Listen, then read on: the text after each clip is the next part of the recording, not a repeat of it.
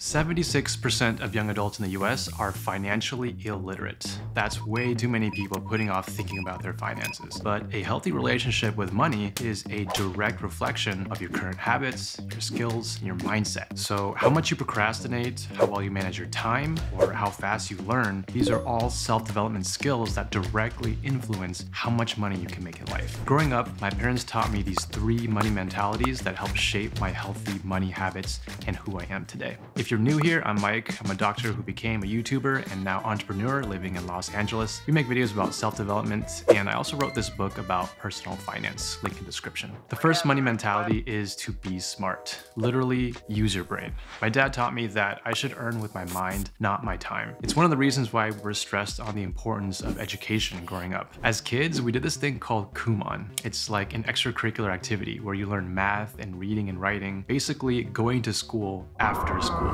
It was crazy, I know, but that's how important education is. It unlocks so many opportunities. When you think of a typical job, you're trading your time for money. You clock into McDonald's, you serve Happy Meals for 10 hours a day, you make $8 an hour. Even as a doctor, I would clock into the hospital, I would treat patients for 10 hours, and my earning potential was still directly tied to the time that I was putting in. If I stopped working, I'd stop making money. I was still trading my time for money. But making money with your mind is more about solving novel problems, or building something, or creating things. Somehow removing your personal time as an input into the equation. So for example, instead of using my medical knowledge as an employee at the hospital, what if instead I used my knowledge to write a medical textbook? I would still have to spend some time to write that book up front, but once it's done, I can sell endless copies independent of my time. So when you start thinking about ways to earn with your mind and not your time, I think Elon Musk sums it up pretty nicely. You are paid in direct proportion to the difficulty of the problems you solve. It's not about how many hours you put in. It's not about how hard you're working, because a lot of people work really hard, yet they don't go anywhere. It's about how hard are the problems you're solving. And that usually requires some sort of education or knowledge, but knowledge alone is not enough. Because think about it like this. Me working 12 hours a day as a doctor, I'll probably treat about 15 to 20 patients per day. But if I develop a drug that cures cancer or something, right, I'd be treating 15 to 20,000 patients per day. So getting an education and knowledge is important, but how you leverage your knowledge and how you distribute it into the world, that can often be more impactful.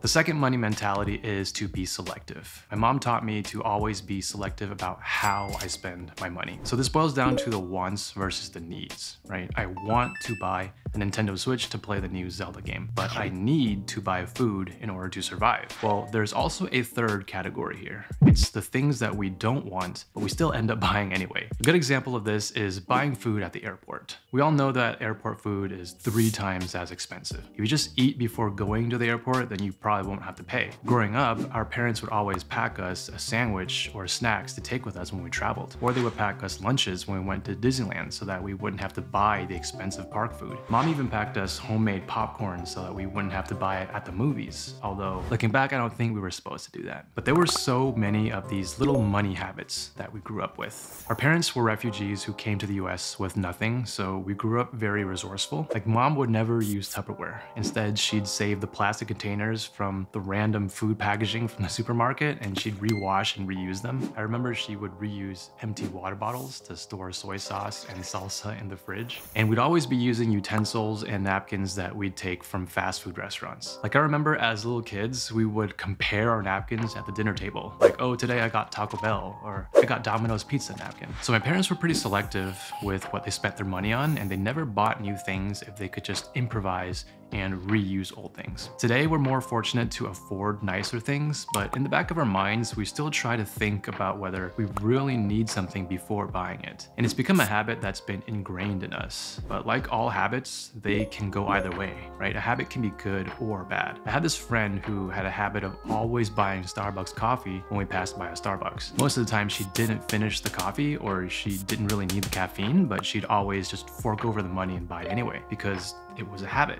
She grew up as a kid always getting Starbucks with her family. I've come to realize that being selective isn't about being stingy or restraining yourself from buying nice things. It's more about building a healthy money mindset when you're young, so that later on in life you can build up better money habits. Because habits can be hard to break and old habits die hard. The third money mentality is to be selfless. So mom would tell us that when we help others, we help ourselves. She believed that karma was the reason for all the fortunate turns in our lives. She told us a story about when they escaped from the Vietnam War. They were lucky just to be alive. And by chance, mom's family found safe passage to America aboard an oil rig. But many of their neighbors, they weren't so lucky. Some were put in concentration camps and left to die, but our family made it out alive. Mom believed that it was our grandparents' constant generosity to others that was rewarded with karma, and therefore they had a guardian angel watching over them and gave them a second chance to start a new life. And because of this experience, our parents always taught us to help others and give back to those in need. And it's a big reason why Matty and I decided to become doctors. We live in a society where we all depend on each other in some way or another. So we want to try to use our money and our efforts to support our community, small businesses, and those less fortunate than us. Because when we make the world a better place, the world makes us better people. So far on this channel, we've mainly focused on helping students get better grades, but every now and then we want to broaden to other self-development topics for more well-roundedness. So to that, here's another topic we've been trying on the channel. I'd appreciate you checking it out and letting us know what you think. Thanks for watching. See you next time.